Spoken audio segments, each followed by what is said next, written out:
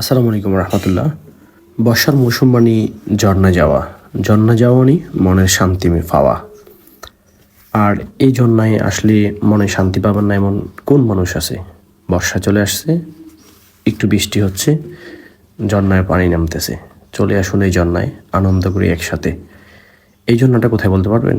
এটা হচ্ছে খইয়াছড়াতে দ্বিতীয় দাফের যদি এই অবস্থা হয়, উপরের দিকে গেলে লাস্ট পর্যন্ত যদি দেখতে পারেন, তাহলে কতটুকু সুন্দর আনন্দময় সময় কাটাতে পারবেন অবশ্যই কমেন্ট করে জানিয়ে যাবেন।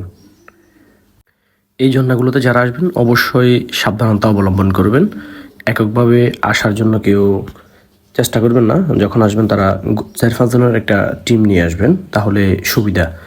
আর এখানে যে উপরে রশি দেখা যাচ্ছে, এই রশির এদিকে কেউ আসা যাবে না। এটা হচ্ছে একটা সতর্কতা বার্তা। এদিকে আসলে যে কোনো মুহূর্তে যে কোনো দুর্ঘটনা ঘটতে পারে। অবশ্যই সতর্কতার সাথে সবাই উপভোগ করবেন এবং কি নিজের নিরাপত্তা আগে নিশ্চিত করবেন, তারপরে ঝর্ণার উপরের দিকে যাবেন। যদি ঝুঁকিপূর্ণ মনে হয় তাহলে এখানে যাওয়ার দরকার নেই। ভালো থাকবেন, আল্লাহ হাফেজ।